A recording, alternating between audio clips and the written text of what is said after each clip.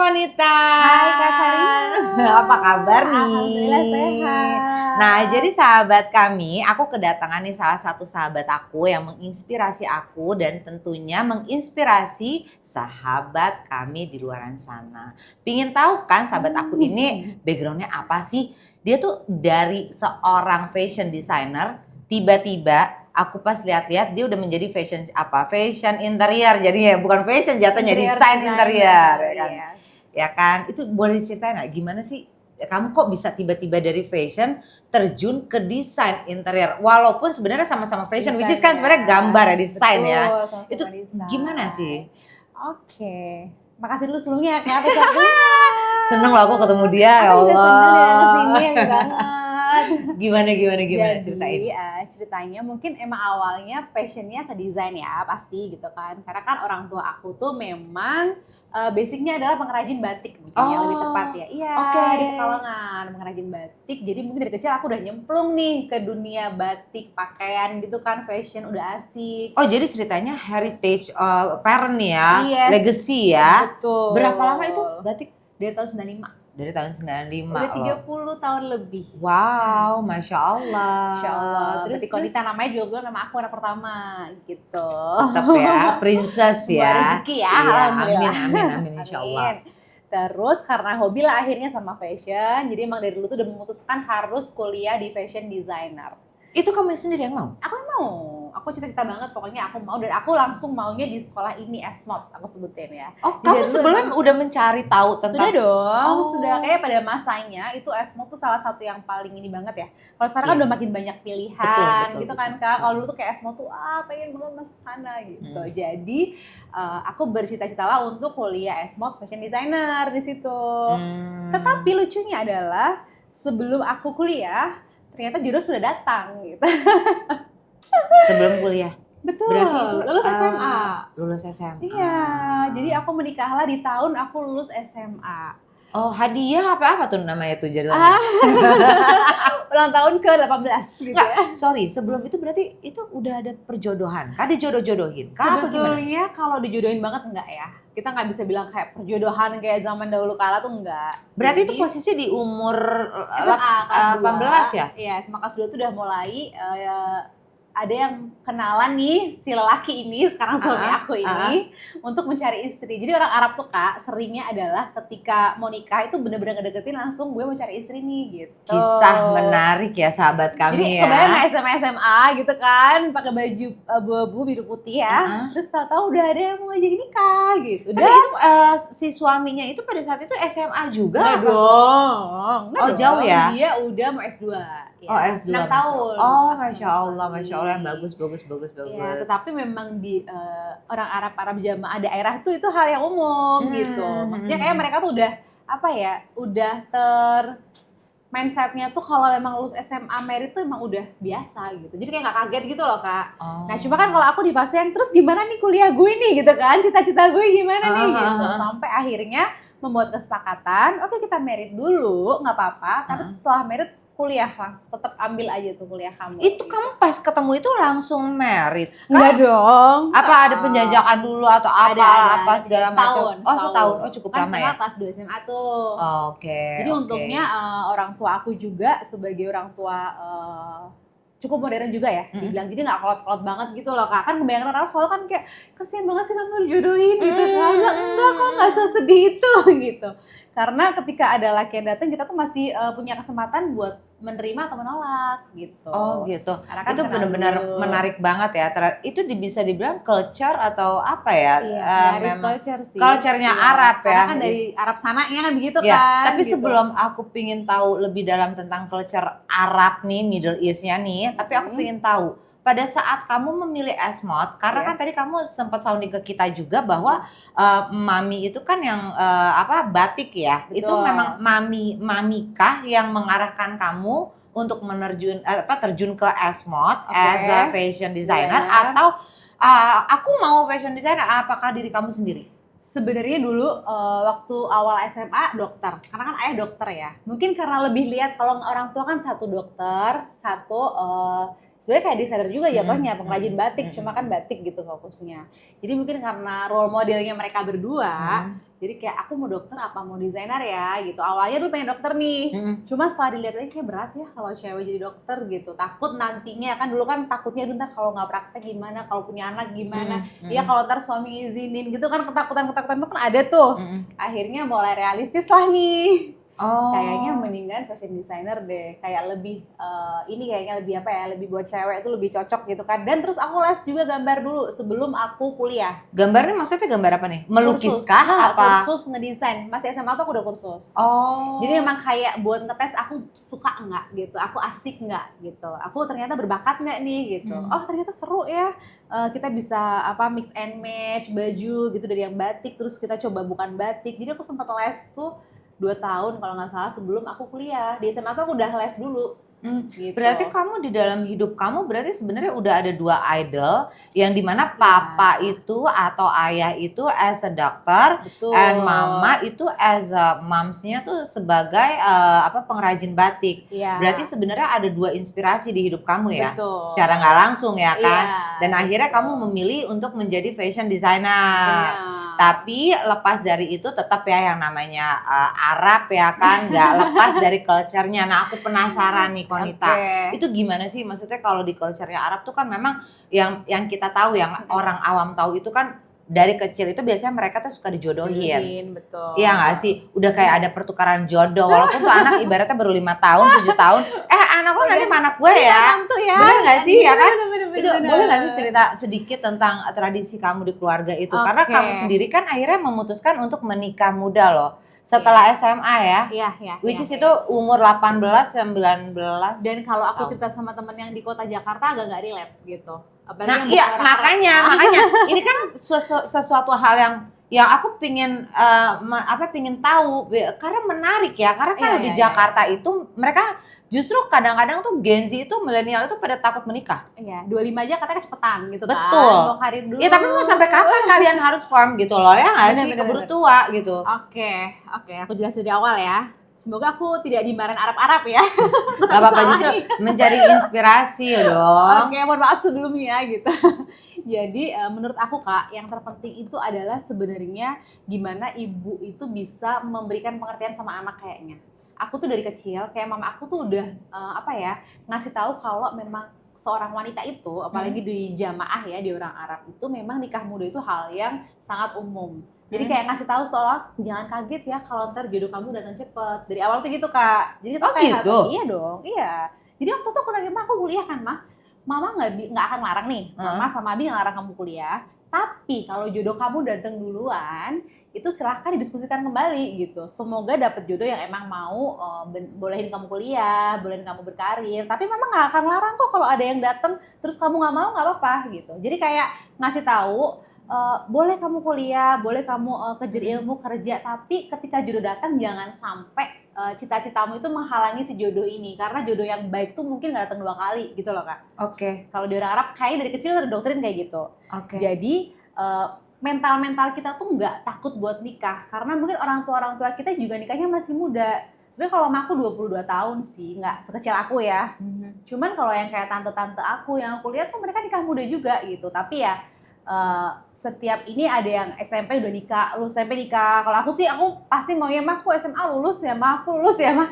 Oke tenang, kalau SMA lulus kok. Cuma kalau kuliah, nah ntar kita lihat nih kalau udah ada jodoh datang, ya udah kuliah habis nikah nggak apa-apa kok gitu loh Kak. Sangat menarik kisah sahabat aku ini ya kan. Tapi karena kita dari dulu udah di sounding seperti itu, jadi ketika aku SMP gitu ya Kak ya, mama sama Abi tuh support banget aku ikut organisasi. Dari SMP sampai SMA. Organisasi apa tuh? OSIS. Aku dulu di SMP ketua OSIS, di SMA ketua OSIS, dan aku tuh bersyukur banget karena aku banyak dapat ilmu di situ. Nah, kamu dulu sekolahnya di Jakarta kah apa di? Dari Pekalongan dong. Dari Pekalongan. Aku kan gede di Pekalongan. Oh, gede di Pekalongan sahabat kami. Iya, aku gede di Pekalongan. Tapi aku karena itu dia, karena aku tuh udah dikasih tahu mungkin kamu kuliahnya nggak pasti gitu ya, nggak pasti kan. Jadi kamu carilah pengalaman kayak berorganisasi, bersosialisasi itu sebanyak mungkin dari sekolah gitu. Jangan cuma ilmu yang formalnya aja gitu. Iya, melatih ini juga sih kalau anak-anak tuh biar berani, biar Bener, public speaking juga, mengenal orang lebih. problem Yes, solver, dan aku bagus sih berasa sebenarnya. kayak apa ya, bekal aku menikah tuh banyak di situ Kak, menikah muda gitu. Oh Jadi gitu. kayak mungkin yang bikin aku nggak takut, yang bikin aku, jadi aku tuh bisa mendiskusikan Heeh. hal apapun itu yang aku mau dengan calon suami aku waktu itu, Pada gitu. waktu itu. Oke, Ya, aku penasaran. Kamu nih ketemu si calon suaminya ini yang sekarang ya. itu Satu doang suami aku. iya iya iya. Yang sebelum ini menikah, Iya. apakah ada dipertemukan jodoh lagi? Maksudnya sebelum dia nih ada 2 atau 3 orang? Ada. Oh gitu. Iya, cuma kan belum berjodoh ya. Belum berjodoh. Balik lagi itu dia, maksud aku kita nggak sedijodohkan itu karena kita berhak memilih kan. Oke. Jadi kalau memang ternyata sudah dicoba, sudah istikharah, kayaknya yang ini nggak deh, oke, nggak akan dipaksa sama orang tua. Apa yang gitu. bikin kamu bisa memutuskan menikah sama ini? Nggak tahu ya, Si jujur bebek ya, Kak. ini. Si bebek ini. Nggak tahu ya, kayaknya kalau jodoh gimana ya Kak? Gimana ya, karakter kali ya mungkin ya. Oh Karena karakter. ada yang sebelumnya mungkin orang tua ada yang udah suka, bahkan aku mencoba nih, kayaknya orang tua suka jodoh kita lah ya, tapi nggak klik aja gitu. Terus begitu yang ini datang, suami aku kayaknya aku cocok deh sama yang ini, karakternya tuh kayak bisa mengimbangi aku gitu. Nah yang aku dapet, kenapa aku bilang organisasi tuh bekal banget Kak, karena pendalaman karakter. Jadi aku tuh ngerasa belajar karakter tuh di situ. Aku tahu karakter aku kenal karakter aku. Jadi aku tahu nih yang bisa ngebalancein aku karakter yang seperti apa gitu. Oh kamu lebih mencari itu ya? Iya. Mencari yang bisa mengimbangi Betul. kamu ya? Betul. Karena yang tahu diri kamu tuh sebenarnya kamu. Iya. Cuma kalau misalnya dibilang sekarang kan there's no guarantee orang will be nicer for the long term gitu kan. Karena kan itu menikah kan bukan hanya mainan ya Konita. Yes. Dan kamu aku dengar tadi kan kamu bilang sama aku cuma perkenalan setahun. Itu maksud aku itu kan itu menurut aku sangat-sangat cepat juga sih untuk mengenal Cepet. orang 1 tahun itu tuh cukup cepat loh, dan akhirnya kamu mengambil keputusan yang sangat besar di hidup kamu. Betul. Bisa nggak sih kamu kasih tips ke sahabat kami nih, perempuan-perempuan di sana yang belum menikah nih, coba nih. Konita sih menurut aku inspire banget sih. Karena kamu berani mengambil keputusan untuk menikah muda. Oke, mungkin yang pertama karena kita juga memilih ya Kak ya. Jadi kayak aku ngerasa aku punya konsekuensi, aku komit nih. Karena ketika laki datang, orang tua tuh menyerahkan keputusan sepenuhnya ke kita. Oke, mereka memfilter. Kalau mereka udah nggak accept dari awal, nggak akan sampai ke aku. Ngerti nggak Kak? Jadi ada yang mungkin yang sebelum-sebelumnya, enggak ini kayaknya latar belakang, ini kayaknya kurang cocok misalkan orang tua. Aku nggak akan diminta keputusan gitu kan. Cuman ketika oke ini lolos nih kayaknya keluarganya kenal, misalkan gitu ya baik-baik ini, keputusan di kamu nih terakhir gimana. Nah ketika aku udah memutuskan kan pasti otomatis kayak oke ini komitmen gitu ya. Kayaknya ini udah keputusan aku, udah istikharah juga, udah mantep juga. Jujur ya Kak, menariknya justru suami aku ini yang hadir adalah orang yang paling tegas. Aku tuh memilih karakter yang justru harus tegas karena aku tuh ngerasa aku punya jiwa leadership yang tinggi. Lucu gak Kak? Karena kamu anak pertama. Iya, jadi aku tahu kalau aku nggak direm-rem gitu ya, aku kayaknya bisa kemana-mana gitu. Maksudnya aku tuh kayak ambis banget anaknya, kayak kepengennya banyak. Aduh kalau bisnis tuh Kak, mau ini. Jadi aku tuh butuh yang emang bisa ngimbangi, dewasa gitu kan. Terus lebih ngelit gitu kali ya. Nah, jadi aku tahu nih, oke, dan aku juga tahu konsekuensinya. Mungkin konsekuensinya adalah karena dia juga punya leadership yang tinggi ya, berarti aku harus bisa turunin ego aku nih gitu kan. Aku harus pinter-pinter apa ya, ya intinya gimana ya, karakternya tuh harus sebagai cewek tuh jangan melulu maunya kayak semua yang kita mau harus gitu loh Kak, ngerti nggak? Oke, berarti kamu sudah ibaratnya kalau bisa dibilang itu kayak menyadari kekurangan kamu. Udah betul, karakter kan balik lagi. Berdamai dengan diri sendiri. Kayak dari dulu gitu deh Kak aku. Sorry, sebelumnya aku pengen tahu, kamu anak satu-satunya apa punya adik? Aku 5 saudara. Oh 5 saudara, tapi kamu anak paling pertama. Aku cewek, cowok. Wow, egonya cukup gede loh. Iya. Ya kan? Iya, betul.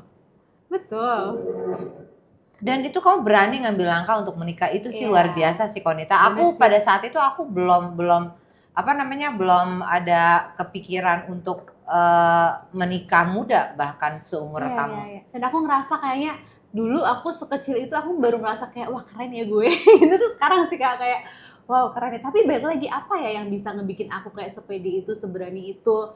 Terus ini ya karena oh ternyata aku udah kenal karakter aku dari dulu. Dan kayaknya orang-orang yang belum berani nikah atau apa tuh karena dia nggak yakin sama karakter dia dan takut sama karakter calonnya gitu loh Kak. Iya nggak sih? Nah, itu yang aku bilang. Makanya tadi aku mau berbagi tips sedikit karena Iya. kamu udah di fase ini. Boleh nggak kamu kasih kayak sedikit tips buat sahabat kami nih, buat perempuan Indonesia? Karena kan ini kan isunya adalah mereka pada akhirnya pada takut loh. Iya takut nikah. Takut nikah loh. Karena satu yang jelas itu adalah yang mereka takutnya ya, rata-rata itu adalah takut kegagalan dalam pernikahan. Betul, Nah, betul. tips yang apa ya, yang bagus untuk di-sharing as a inspire untuk mereka tuh, hey, perempuan di luar sana jangan takut menikah karena sebenarnya tuh Iya. apa ya, kayak karakter itu penting banget sih. Benar. Dan maksudnya kan yang ditakutin adalah rezeki juga nggak sih? Rezeki, Ya kan? betul, Jadi apa ya, maksudnya mungkin tipsnya lebih baik satu ya apa ya, kalau tips yang ini nggak ada, tapi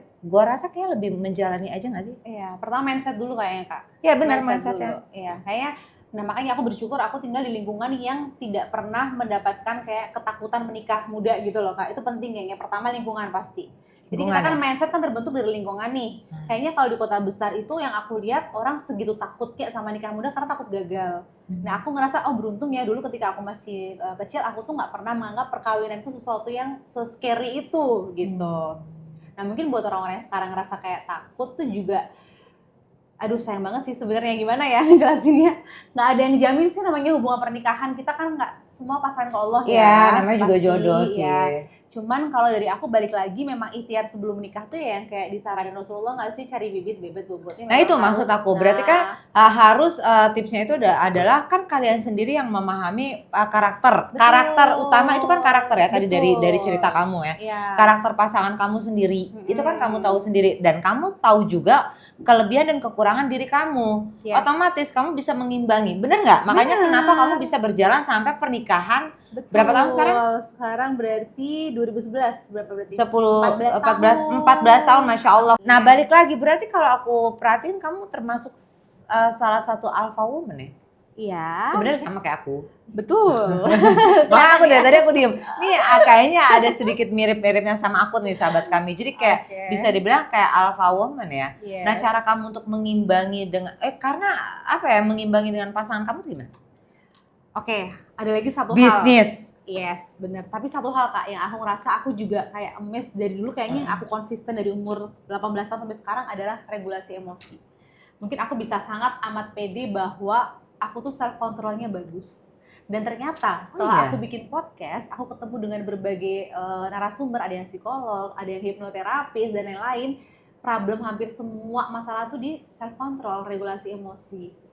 Jadi aku bersyukur banget kayaknya bukan nggak gonjang-ganjing Kak, pernikahan 18 tahun kebayang nggak sih anak dengan umur 18 tahun gitu itu kan masih labil, suami aku aja emosionalnya dulu juga cerita, nggak kamu tuh stabil. dulu anak kecil banget kata suami aku. Iya. Jadi ada masa di awal pernikahan emang suami aku yang kayak lebih ngemong banget dan kayak harus memahami aku gitu. Tetapi setelah 5 tahun 6 tahun kayaknya aku yang udah mulai bisa menyesuaikan standarnya dia gitu, ngikutin langkahnya dia. Karena ngerasa kayak gue kemarin kayak anak kecil banget ya. Iya deh kayaknya udah nggak boleh deh, kayaknya suami aku udah sabar, aku juga harus sabar gitu. Nah cuman sepanjang permasalahan di rumah tangga itu karena aku bisa self control Kak. Aku tuh orangnya nggak meledak-ledak. Berarti ini aku dapat, berarti poinnya adalah di self control ya. Iya. Jadi Karena alpha woman itu sangat-sangat egois banget dan dia bisa apa aja loh. Maksudnya which is dia bisa bisnis. Kamu perhatiin ya, dia tadi teman aku nih, sahabat kami nih. Dia tuh udah jadi fashion designer ya kan. Abis itu dia mau bikin ada interior design lagi nih. Aku belum ngupas aja nih. Terus ketiga, dia tuh juga salah satu podcaster juga, which is kalau kalian tahu Thank You Mami nih, aku juga kolaborasi sama Konita itu. Ya dia maksudnya nggak bisa diem bisa ini. diem, betul. Nah ini agak susah memang kalau laki-laki kita nih mengimbangi perempuan alpha woman ini sih luar biasa. Berarti kuncinya adalah self control ya, emosional ya. Iya, aku ngerasa self control itu adalah penyelamatku di pernikahan. Tapi itu bertambahnya umur kamu itu akhirnya pendewasaan itu udah mulai kelihatan ya, yang tadinya kamu tadi cerita kayak anak kecil banget. Anak kecil banget. Akhirnya mempengaruhi lah dengan emosional stabil kamu. Akhirnya mungkin lebih, Yes. oh aku lebih tenang, oh ya udah gitu. Mungkin kayak gitu kali ya? Iya, betul. Saling respect tuh pasti ya. Makanya aku ngerasa di awal pernikahan kayaknya suami lebih respect aku karena aku yang masih kayak anak kecil tingkahnya, dan dia mau memahami karena dia tahu resiko gue nikah sama anak kecil, ya udah gitu kan, harus mau ngebimbing juga gitu kan, mau ngedidik juga. Cuman ya itu balik self control aku dari dulu tuh udah ada, walaupun mungkin belum maksimal ya Kak ya. Misal kayak kalau suami aku lagi marah, aku pasti diam. Aku diajarkan itu gitu, maksudnya aku Itu yang ngajarin siapa? orang tua dong, kan mencontohkan kan. Oh, ini benar-benar disupport banget loh Konita nih. Iya, makanya aku Bersupport banget loh. Maksudnya ini bagus banget didikannya ya. Didikan orang tuanya tuh alhamdulillah Masya Allah. Karena kadang tuh biasanya gitu. orang tuh kalau misalnya anaknya menikah, yaudah nikah aja, itu kan kamu harus belajar dengan sendirinya. Padahal nggak, tapi kalau di sini dilihat adalah mami, your mom itu juga mengontrol juga ya. Iya. Bahkan yang kayak nggak boleh menceritakan pernikahan, aku tuh dikasih wejangan itu gitu dari orang tua, bahwa kalau udah nikah ya udah keep sendiri masalah gitu. Mamanya jangan tahu kalau bisa. Gitu Kak. Jadi kita emang dilatih untuk dewasa. Masya Allah banget sahabat kami, lagi-lagi inspirasi aku loh. Makanya ya kan? Lingkungan ya, bener kan? Lingkungan ya, yang paling penting itu sebenarnya adalah benar sih, balik lagi keluarga. Iya, rumah kita. Iya, keluarga. Dan kita paling dekat sama siapa? Misalnya sama mami atau ibu atau moms itu kan lebih, berarti dia yang ya didikan mami. Iya, mami, betul. Iya kan? Tapi kalau misalnya kalau dibilang sampai sekarang ini as your privilege nggak sih? Which is kan kalau kita dengar kan adalah mami as a pengrajin juga art ya, kalau bisa dibilang, walaupun batik ya kan. Ayah sebagai dokter itu kayak kamu bisa di titik itu as your privilege. Iya dong, akuin dong. Iya pasti. Masya Allah. Makanya jadi role model juga kan. Role model aku kan mereka kan, karena aku suka gitu. Oke. Tapi balik lagi aku penasaran ya, pada saat 18-19 tahun berarti kamu menikah kan, itu tiba-tiba kamu udah punya anak? Jadi 18 tahun nikah nih Kak. Jadi aku nikah itu di November. Oke. Januari aku masuk S-Mod. Jadi kan setelah nikah kan kita udah sepakat dulu sebelum nikah. Iya, karena kan suami support kan. Support, dan emang suami aku juga lagi S2 di UI waktu itu. Jadi akhirnya kita itu menikah dengan kondisi anak sekolah dua-duanya. Lucu ya. Jadi kita kalau pagi sekolah ketemunya di rumah sore. Nah ini nih yang belum yang pengen aku denger nih gimana. Ya, nah terus aku masuk S1 berapa bulan aku hamil. Itu kayak semuanya tuh diatur sama Allah. Aku ujian selesai 2 minggu aku melahirkan. Jadi kayak Allah tuh aturin semua gitu. Aku punya suami yang memang pengennya langsung punya anak gitu kan. Jadi aku nggak menunda kehamilan dong gitu. Jadi aku setelah nikah, terus aku tetap bisa kuliah, dan emang kalau di S1 kan cuma setahun ya Kak. Pada saat itu kalau mau ambil S1 harus ke Parisnya gitu. Jadi emang dari awal nggak apa-apa emang mau sekolah setahun ya S1 gitu. Jadi itulah setelah selesai ujian, lahirin tuh aku gitu. Tapi memang si anak satu ini tuh nyalinya gede dari dulu ya, dan pede sekali. Cewek. Anak cewek. Sebenarnya 19 tahun punya anak tuh juga wow. Itu makanya itu kan dari emosionalnya juga kamu kan kemudian ngalamin banget. Wow, itu ujian, bukan ujian di diri kamu tapi ujian di suami ya. Mau nggak mau dong, berarti kan dia harus mengertiin kamu kan. Iya. Itu capek banget ya deh, ya Allah, belum emosional kamu yang lagi mau ngidam lah apa segala macam. Tapi untungnya aku hamil nggak ngidam. Aku alhamdulillah dablek gitu ya. Mood kamu? Enggak. Aku kayaknya dari dulu anaknya nggak drama-drama gitu loh Kak, jadi kayak nggak ngidam. Alhamdulillah banget, mama juga nggak keturunan deh katanya. Soalnya kalau ambruk banget kan, ya kan, gitu. Aku alhamdulillah nggak sama sekali gitu. Cuman setelah itu ngelahirin dong, kan wow, belum dia mengasihi ya kan Kak. Kita nggak tahu caranya, tuh lumayan struggling banget. Cuman ya itu kayak apa ya? Di support system kali ya Kak ya. Support systemnya tuh bagus gitu dari mama, terus dari Abi, dari suami juga. Itu anak pertama berarti berapa tahun lagi kemudian itu kamu punya anak? Kamu anaknya hadiahnya ada 4 ya? 4, alhamdulillah.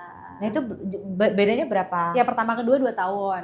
Karena terlalu cepat nih, jadi yang kedua ketiga 4 tahun, ketiga keempat 4 tahun juga. Gitu. Belajar nih dari kecepatan yang pertama. Jadi si kakak belum siap punya adik. Jadi waktu itu ntar takutnya itu loh. Iya Kak. Ya aku punya anak kedua, itu aku sambil nyusuin anak kedua tuh siang gede di kaki aku nangis. Sempat diambil mama aku 3 bulan. Karena mama aku ngeliat, wah nggak bisa nih. Mungkin tahu anaknya masih kecil ya. Karena mama aku di Pekalongan tuh Kak. Jadi yang gede udah dia ikut mama dulu, kamu damaiin dulu sama si bayi ini sampai stabil kondisinya, nanti anak kamu ikut kamu lagi gitu. Tadi kan kayak, oh jangan mah, jangan, kamu nggak bisa, ini harus clear dulu nih situasi ini, kasihan karena yang gede juga rewel ya kan. Makanya kan support system lagi kan, alhamdulillahnya. Balik-balik lagi keluarga ya di sini ya. Iya, ada keluarga, makanya aku bersyukur banget sih, itu privilege banget. Luar biasa loh. Ini banyak ibu-ibu ingin memulai bisnis tapi takut nggak bisa membagi waktu. Nah, tips lagi dong Konita, gimana caranya nih? Kayak kamu nih, kalau aku pelajari ya, ada anak, ada suami, bisnis, podcaster. Nah, ini aja udah bikin pusing nih sebenarnya. Ya kan? Ya lebih ke hobi deh kalau kerja. Nah, balik lagi benar. Ya Emang kan? kalau kamu nggak suka, nggak passion, nggak usah. Nggak usah, iya. Kak, aku tuh ya dari ngelahirin anak itu jadi aku tahun itu belum lulus di Esmod, aku udah ikut JFW. Gila kan ini. Nah iya, ini yang aku pengen mau share ke sahabat kami. Jadi waktu itu kamu berarti sempet jalan ya? Sempet show kan? Sempet berapa kali. Pada saat anak pertama lahir apa? Iya, anak pertama lahir, habis lahirin.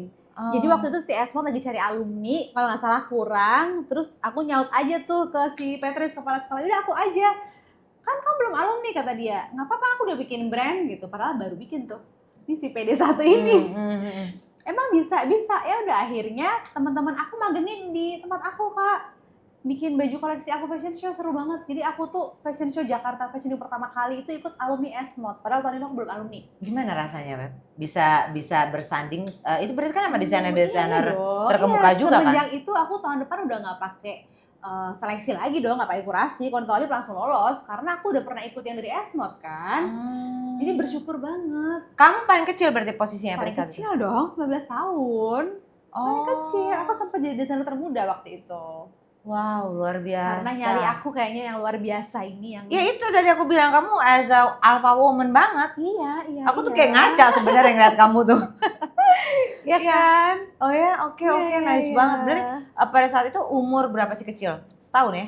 Baru lahir dong, di tahun aku ngelahirin, itu aku lagi gede-gede banget tuh kan.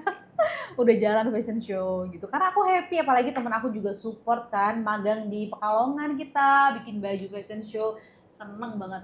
Tapi balik lagi ya, Beb, nih balik ke tradisi ya, culture-nya Arab ya. Mohon maaf banget, aku penasaran karena yang stigma di luaran itu kan kalau Arab, apalagi perempuan Arab itu kan sangat-sangat dijaga banget. Kalau bisa kamu di rumah aja, ya kan. Bener. Tapi kalau aku lihat kamu justru lebih modern. Kenapa aku bilang modern? Karena kamu masih bisa produktif. Betul. Dan kamu bisa melanjutkan cita-cita kamu loh, Masya Allah. Ini aku belum ngedigging soal yang dia tiba-tiba ke desain interior loh, sama fashion sih, maksudnya gambar maksud saya.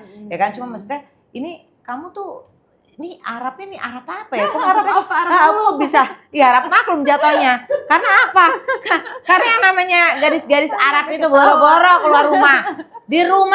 Di rumah anak gadis. Itu kan ini maksudnya maminya, papinya nih mensupport banget gitu. Karena orang tua aku pun bekerja kan, dua-duanya Kak, gitu kan. Businesswoman juga, terus dokter juga. Jadi kayaknya gini Kak, kayaknya ya kalau di Arab itu karena yang kita tidak berpacaran gitu ya, karena kan datang ta'aruf lah sebetulnya ya. Itu tuh akan datang mencari keluarga yang mungkin sama kali ya, sefrekuensi. Memang ada Kak, maksudnya bener-bener nggak boleh kerja sama sekali. Temen aku pun banyak Kak yang desainer, sekolah bareng di Esmod terus nggak kerja sama sekali juga ada. Lakinya nggak boleh. Dokter di Arab tuh sering banget perempuan nggak boleh praktek. Dan itu makanya agak ketakutan aku jujur waktu mau dokter tuh aku takut gitu. Ada kayak nanti kalau gue capek-capek kuliah terus nggak boleh, terus sia-sia dong. Mana dokter tuh kan lama banget sekolahnya kan.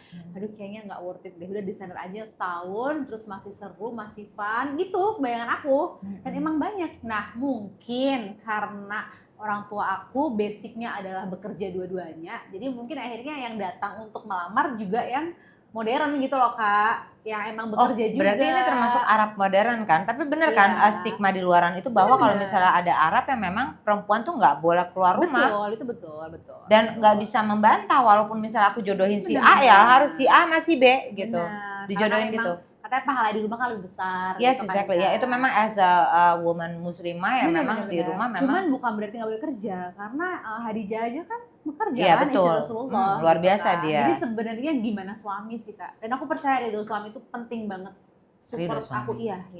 Makanya aku selalu mau bikin podcast aja aku tanya, kamu beneran boleh nih gitu. Kamu support aku bikin podcast? Iya aku support kok, pokoknya selama itu maksudnya on track ya, maksudnya selama baik, bisa beri manfaat, nggak ada mudorot yang gimana-gimana, insya Allah jalan aja bismillah gitu. Masya Allah luar biasa suami kamu ya Allah, Alhamdulillah. 14 tahun ya Konita ya. Alhamdulillah. Tapi balik lagi aku penasaran, kamu tuh memang suka gambar? Suka, aku suka gambar. Tapi anak Suka aku lebih gambar yang akhirnya kamu menggambar baju sampai nih aku mau digging ke interior. aku lebih suka mix and match ya mungkin ya. Kalau dibilang gambar yang kayak pelukis enggak sih. Anak aku tuh lebih suka gambar. Color Kak. mungkin? Iya, color. Makanya Color. desain kayak keserasian. Mungkin kalau sekarang estetik gitu loh Kak, estetika. Itu aku suka banget. Warna aku suka, mix and match aku suka. Daripada ngegambarnya aku lebih suka styling gitu. Gitu. Makanya kenapa dari fashion designer bisa ke desain interior gitu, karena masih ada desain nih. Jangan kamu Pak tambahin itu di Horden Corsage ya kan? Enggak dong. Tahu-tahu ditambahin ini kan ya Swarovski, batu ya kan? Oh jadi sebenarnya kamu coba aku pengen tahu nih, tadi udah ngomongin fashion udah. Nah aku pengen tahu nih ini interior. Ini apa sih awal mulanya kamu bisa ke interior? Gimana ya? Kayaknya ya karena kembali ke tadi aku yang tidak bisa diam gitu ya kayaknya memasuki usia 30 itu tuh kayak ada fase yang kayaknya gue gak pengen cuma dikenal orang sebagai fashion designer deh. Kayaknya triggernya awal itu deh Kak. Mungkin juga sebelum-sebelumnya kalau ke belakang lagi ada masa-masa orang itu memandang aku sebagai fashion designer berhasil tuh karena orang tua. Karena udah ada brand Konita Batik dari tahun 95 ini gitu kan. Iya itu makanya salah satu privilege-nya si Mami ya. Cuma kan ketika aku menghidupkan brand Konita Halib kan juga tidak mudah ya sebenarnya. Ini ada pro dan kontranya loh, kamu belum cerita nih. Iya betul. Karena beda generasi kan gitu kan. Ketika Konita Batik itu adalah brand batik yang dari home dress yang mungkin lebih baju santai. Terus aku bikin yang kayak lebih premiumnya Konita Halib gitu ya. Dengan marketing yang berbeda pastinya. Dulu kan suka fashion show, brandingnya gitu kan. Sedangkan kalau yang generasi pertama kan kalau orang tua pasti kalau promo-promo paling pameran. Kan beda nih Kak caranya gitu kan.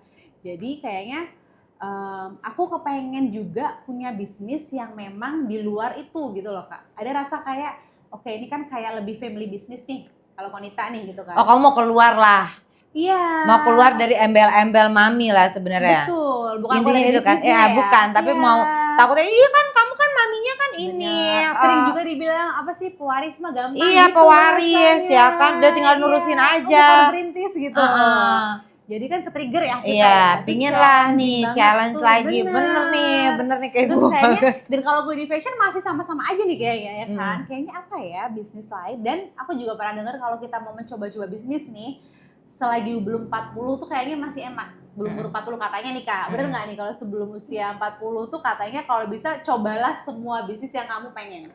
Jadi ketika kalau bisa udah 40 udah settle udah tinggal kayak ngedein gitu loh Kak. Nah akhirnya itu yang trigger juga tuh.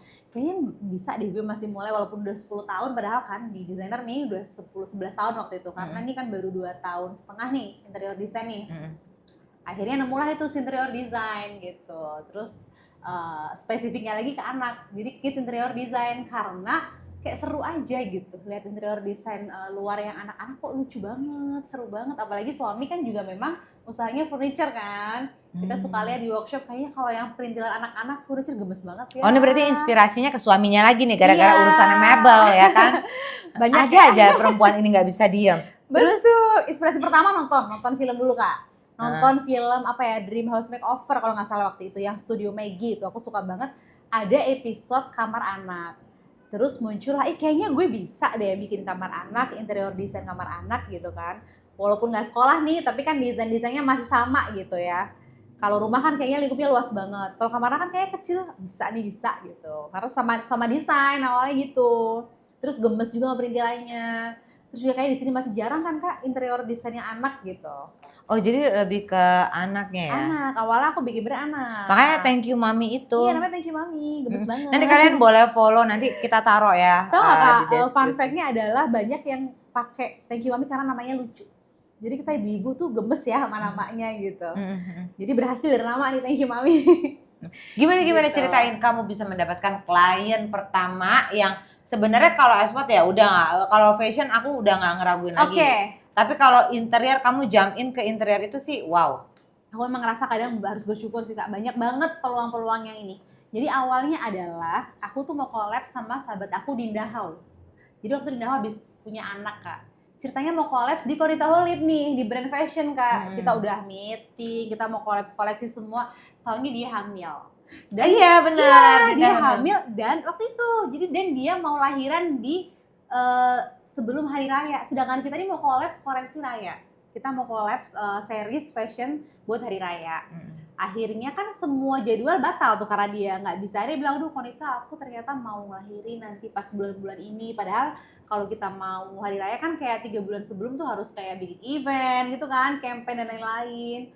Wah nggak jadi ya, ya udah deh. Terus lagi ngobrol biasa aja, kita lagi kayak doain ya aku mau bisnis ini interior anak. Terus dia bilang, kan gue hamil, bikin dong kamar anak gue gitu. Jadi pertama kali yang aku bikin tuh kamar Dinda Hau Kak.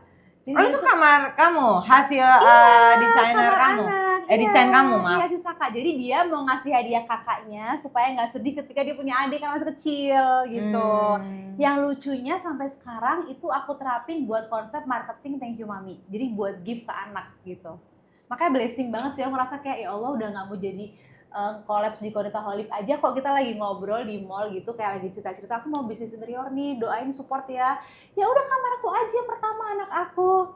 Kayak serius aku bilang gitu. Bisa dipercaya gitu kan, padahal aku nggak ada basic sekolah juga gitu kan. Cuman ya mungkin karena sama-sama desain nih. Nah berarti itu larinya nanti ke suami? Apa itu? Gini kayak, kamu bikinin ini, aku bikinin ini, aku punya ini gini-gini gitu.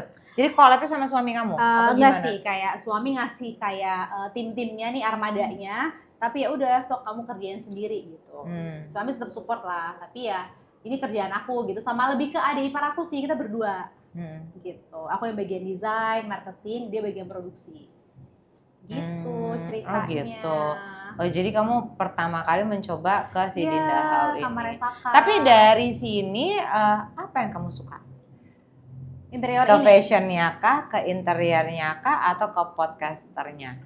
Kayaknya kayak aku merasa bahwa semua itu tuh elemen yang memang Konita banget dari dulu. Pertama kalau di podcast itu adalah sosialisasi. Aku dari dulu suka banget ketemu orang, ngobrol, positive vibes gitu loh Kak. Kayak energinya kan berasa gitu ya, seru. Terus kalau desainnya dari dulu kan mau suka desain, makanya di interior aku suka, di fashion aku suka gitu. Jadi sampai sekarang ya tiga-tiganya berirama, jalan semua tuh gitu. Wah, circle pertemanan yang paling support banget ya, kayak Agria Coffee Menteng, a place for your activity, ya kan? Ya Allah, Masya Allah nggak berasa banget ya waktunya ya.